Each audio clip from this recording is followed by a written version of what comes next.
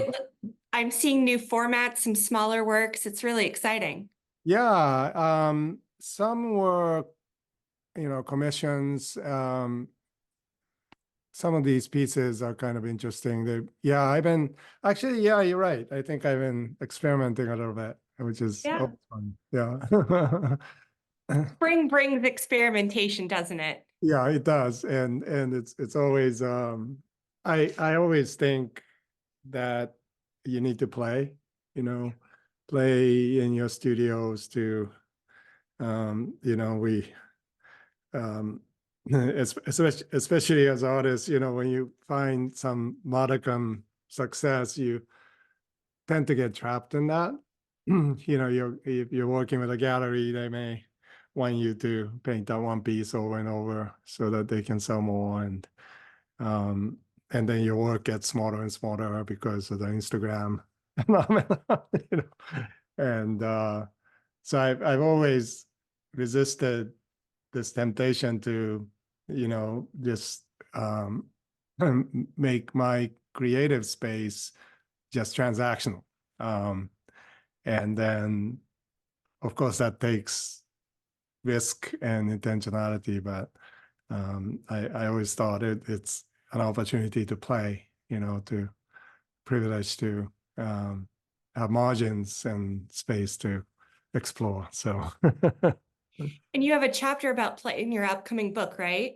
Yes, actually, I think the writing itself is a bit playful this time. My editor at Yale Press, who published Art and Faith, asked me if I would write about the process of how I see the world. And I didn't really think about it until I started writing. And then I realized how I see the world is I have this more expansive view of things, panoramic, rather than, let's say, focus, blindfold kind of a way of surviving what's right in front of you. And when I'm able to meander physically, but also in my mind,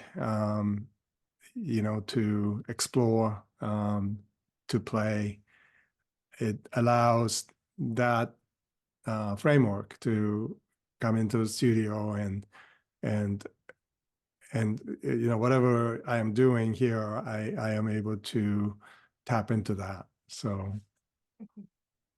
Yeah. And it's so important to remember, even in the midst of repetition, you can have variety. Yes. And there are moments Yeah. of expansive margin in the daily mundane. Yes. In fact, I think that's the key, is to have repetition and regular rhythm of creativity built into your life. It could be 5 minutes of the day, but I think having that dedicated space where nothing but your art or poetry or whatever you're working on, it's just a constant reminder. Even if you're not able to sit in front of it, your brain is always making, and so just physically having that space, dedicated space, really really helps. And then, of course, having regular practice of coming into the studio. As you know, I have been working on one song per month, 48 by 48, and listening to Dr. Ellen Davis's translation of one of the songs that you read. And I listen to that over and over, and I respond, hopefully in a way that's generative, and that is, I'm not trying to illustrate it. I'm trying to dive deeper into whatever my spirit is sensing. So, and that's like a regular gratuitous act of making that is a habit that I have I've done 1/3 of the 150 Psalms. So we're 1/3 way there. I didn't think that, about the fact that 150 Psalms, one per month, would take 14, 15 years. Artists don't think about those things. It's it's Kairos time, not Chronos. So, but the reality is, each time I do that, I find myself settling into something new. That even though it's very mundane in a sense, what I'm doing is limited materials and predetermined size, one psalm over and over every day, listening to it for a month. At the end of 30 days, I am finding myself discover things in the psalm for the first time, and I feel like I know less than I started out with.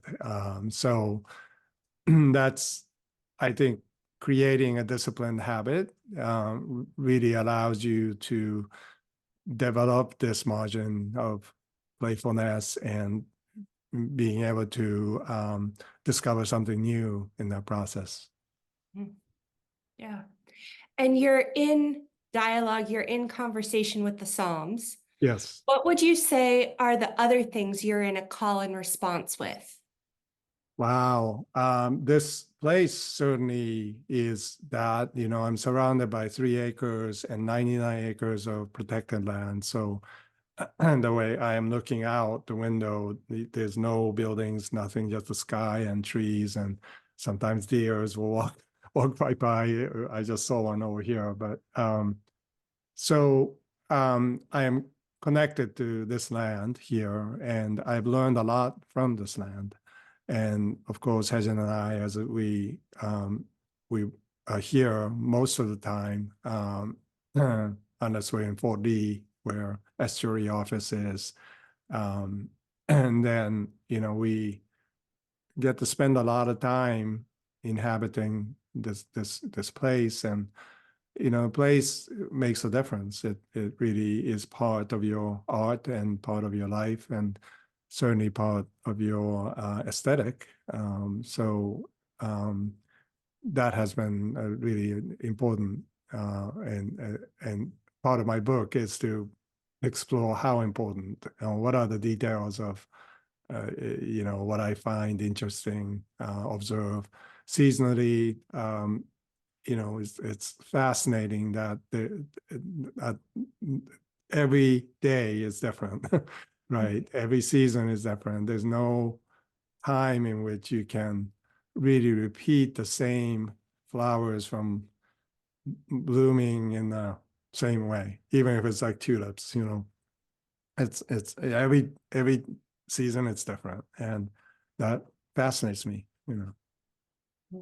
Yeah. And I think that's part of a long tradition of artists responding to the land, to the environment, right? Yeah, like Monet's, garden, even Vincent van Gogh in Provence.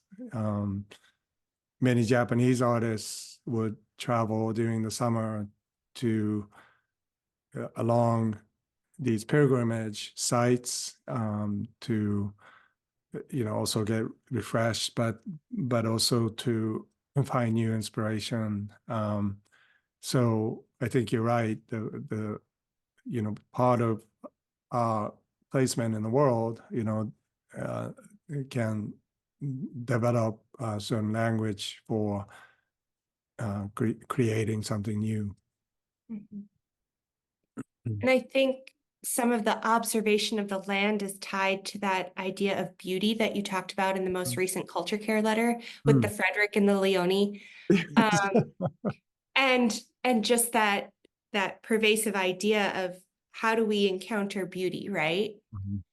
And how does that change us as artists? And thinking back to what you said in our conversation for Embers, what if artists became known for their generosity rather than only their self-expression, Right. right?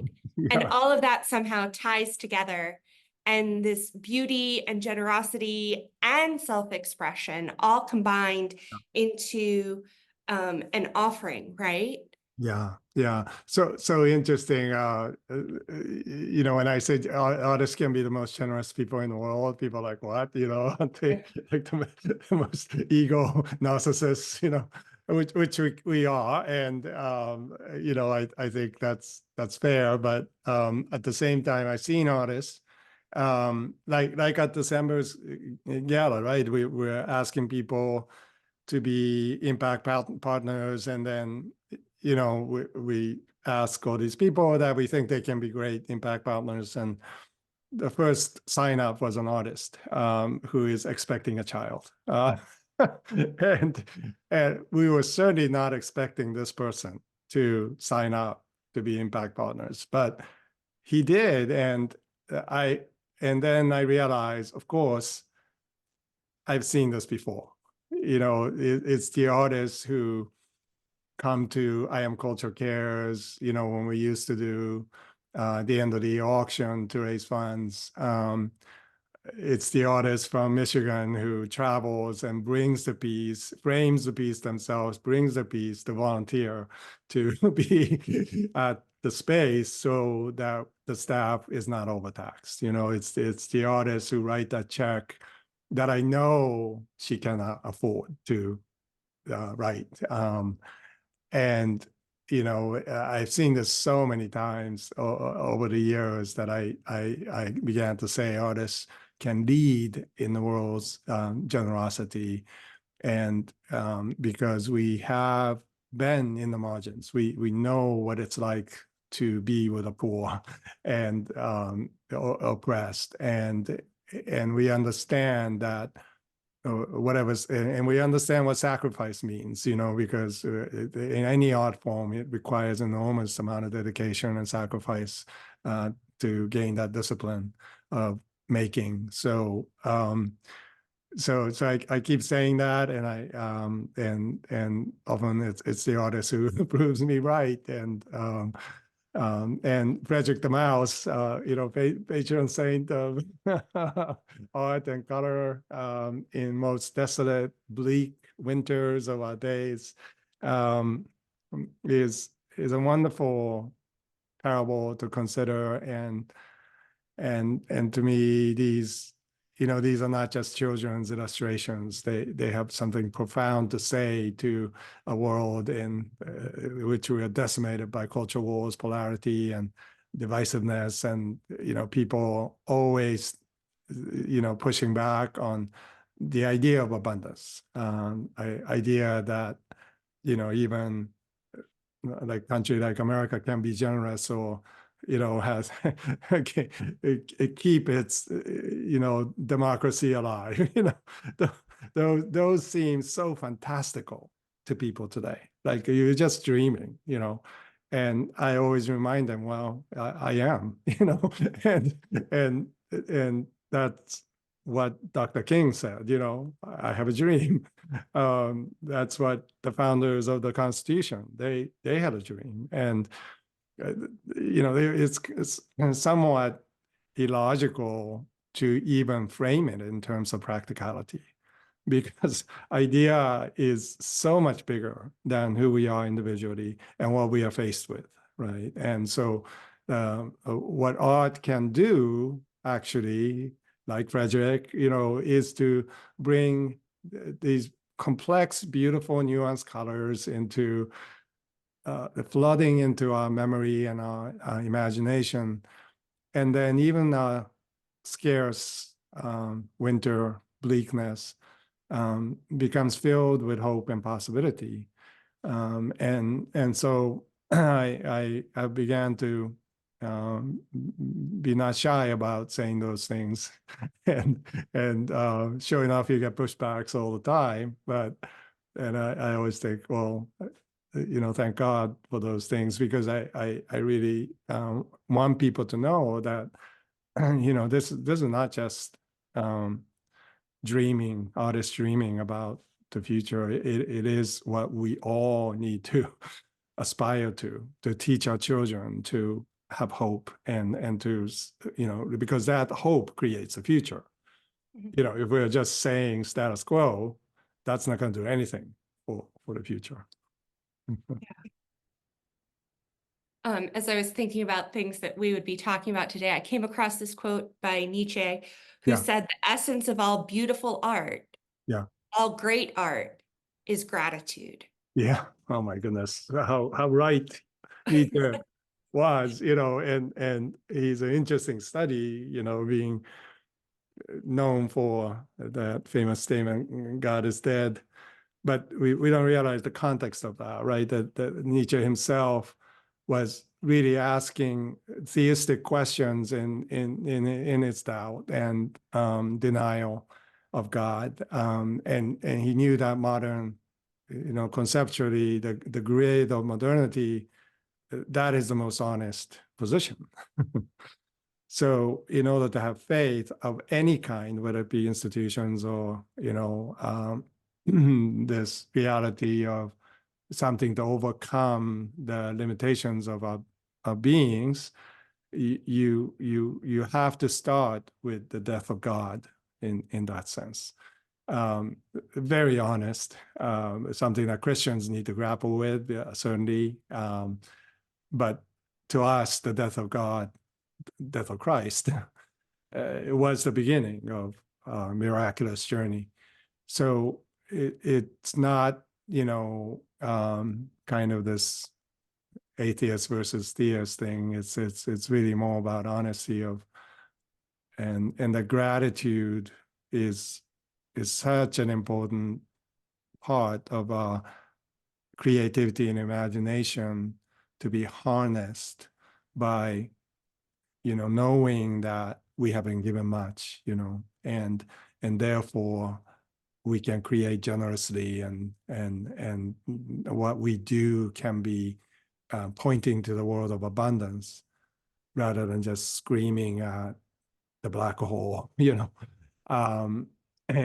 there are works that needs to scream, Psalms, for example, a good example of that. But at the same time, there's something about even, those works that, Edward Monk's Scream literally is enduring because it captures something more than just screaming into the void. It creates an important, honest discussion about, where modernity's turn have taken, and how we as artists and people can respond to that. In your own studio practice, in your own making, how do you experience honesty and generosity? Wow. Ooh, I I think that's the primary position that I put myself in as I enter the studio, is to be completely open, honest, and vulnerable to my work, because I have to. My work tells me, right, what is happening, and so I am being created in that sense through my work, by the Spirit, working through that, and I'm a recipient of that grace. And the studio is the most sacred place for us, because it really is a place, a portal into not only our imagination, but imagination that is activated by the Spirit to see the world in a different way. So that's a premise that I think it's like a foundation of all that I do. And there are moments when, especially when you're dealing with the art world or the galleries or whatever expectations of your own making, you lose sight of that. You check yourself and you say, well, what am I doing? Like, is it because the gallery wants this art, or because I have been commissioned to do certain things, or is this really honestly what my heart and my deep being can resonate with right now today? Am I being honest to myself? And I've often had moments when I had to, kind of do the 180-degree metanoia repentance, because I was not thinking or praying through what I was doing, and I was becoming more mechanistic, and I know how to do that kind of thing. And at, at the end of the day, I wasn't creating anything new or enduring because of that. And I I had to sometimes just stop or even start something new, because if that's what's happening, then the spirit's prompting is to um, is to use that as an opportunity to create another portal that will otherwise would not exist, unless I acted upon it. So, and those are kind of internal journeys that I think over the years, you begin to understand this is a natural part of what we do as artists in the studio, and we don't we're not here just merely to have transactional success, so that's part of it, certainly. And there are things you can do to create overlaps between success of being an artist in the world and doing what you're authentically called to do. But those are, I think, always, in a conversation like this, right, it is very helpful, because it helps both of us to reframe what we're doing or adjust what we're doing. And in the daily practice, what can we do as a community to accountable, be accountable to each other, or and it's interesting because art is always honest, right? Even if you painted a work that was purely strictly transactional, your hands will not allow it to be just a copy of something else. There's always a discrepancy or something that breaks into that, and we can ignore that or force it to go away, but typically you find yourself in this kind of a tension point between what you're creating and what your your intentions and what you're creating. So I take that to be good news, and I am always amazed at, if you can be vulnerable to that and own you can follow the path, how much discovery can be made when things don't go the way you think it's going. Yeah. I think about verbal processors that don't know what they're thinking until they say it. Mm-hmm. And I think my experience is sometimes I don't know what I'm thinking until I've painted it. Yeah, absolutely. And it's not, Rothko talked about, he his son said his father was a painter of ideas. And what's is an interesting way of thinking about it, because like you're saying, what is an idea? Idea is, we think is in the mind, but it really cannot be thought through until it's manifested into words, music, art. And then if that's the case, what is an idea? What it's an idea is this generative object, or series of words that actually is not the idea itself, but manifestation of that in the world. And so in order to talk about ideas, we have to be looking, we have to be hearing, we have to be sensing, touch, smell, taste.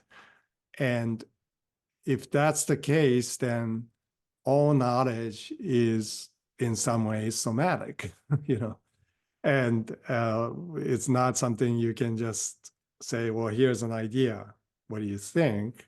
But if it's an idea, then it needs to be manifested into something tangible. Yeah. It's exciting to think about all of the tangible ideas that get created through the making, right? Yeah. Like, and that's part of the generativity of the artist. Yeah. And that's part of the not just generativity, but generosity is Mhm. we're manifesting all of these ideas so that others can interact with them in a different way. Yeah, and absolutely. And it's amazing that the process of making actually captures, you know, what one might call the abundant life. We're actually tracing that process of incarnation, if you want to even use that word, to, you know, and it has to be, I think, be done with love. You know, like if it's not, then it's not something that other people will receive, right? So, um, you know, it's really interesting how art making parallels what we ought to be doing with our whole lives, to translate, let's say, what we believe to be the good life into, you know, reality of the surface of our painting or our exhibits or, you know, our writing or concerts. And there are many elements that reveal themselves only if you do it, and if you're in the process of making. um, it doesn't reveal itself until we take that risk. And sometimes it, you know, it doesn't reveal itself until we fail to capture that thing that we were trying to do. And that's what's been so magical about my journey of being an artist is I'm constantly learning that, relearning that, you know, I thought I understood this, or, you know, how to gild silver, and I've done it over and over so many times. And, you know, but every time there's something different and something new and something that I never thought about before. And it's just a simple process of just transferring silver leaf from a pack of silver to the surface with glue. But the rhythm of it, how, you know, how it dries, how it kind of, and silver will tarnish over time. So it's time-based. And I'm discovering more and more that, you know, even after I'm so-called done with a painting, like that piece you filmed me doing, it's going to be different. You know, next week when I visit my daughter in Brooklyn, it's gonna have a different thing to say to me, right, about that moment that we spent in Pasadena.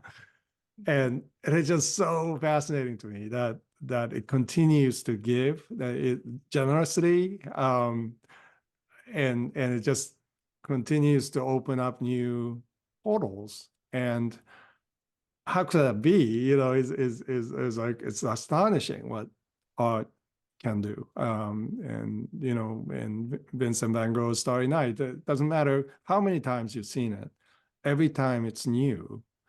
And enduring works have that ability to generate something, to have this sense of generosity, as you say, about them.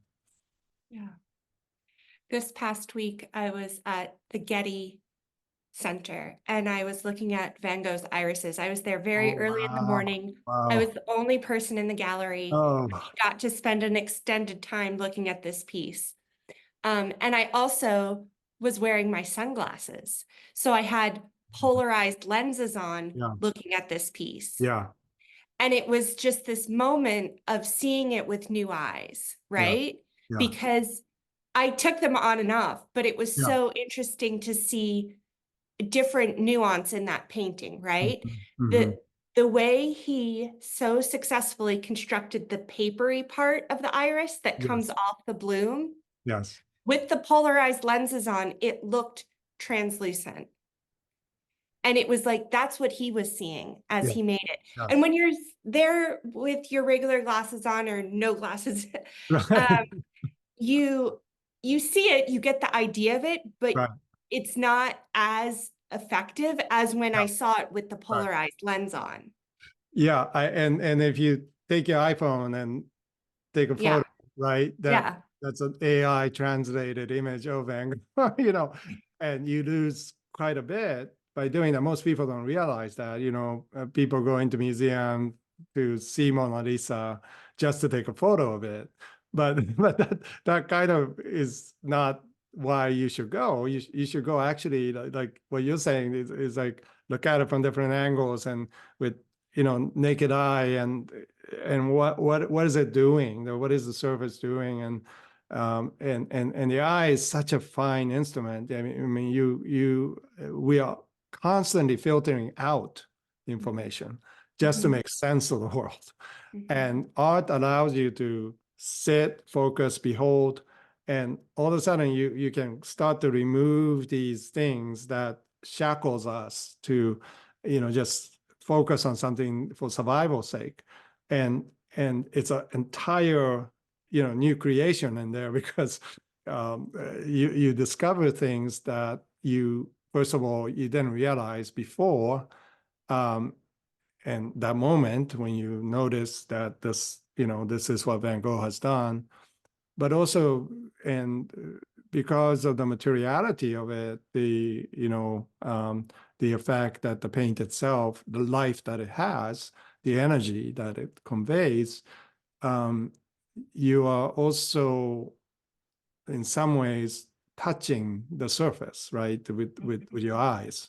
Mhm. And when you do that, then you know I think we fall into this state. A mind opens up, and we see the world differently. You know, you walk out, and the world is different. You know, I'm always amazed by.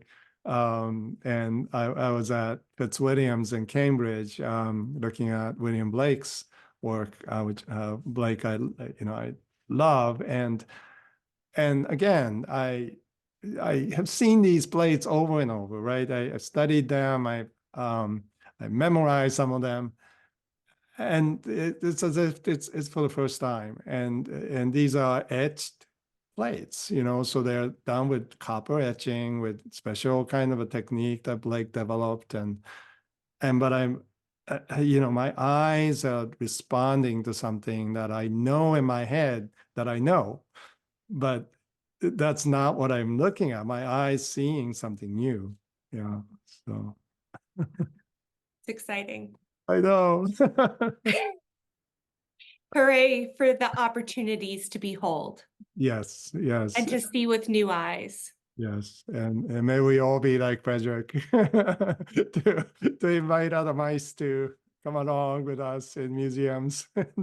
To collect all the colors Yes. in the midst of the gray. Yeah. There's another story that he did about a mouse who becomes an artist. So I'll talk to you about that next time. Okay, sounds good. Great to see Thank you. you. Okay. Blessings.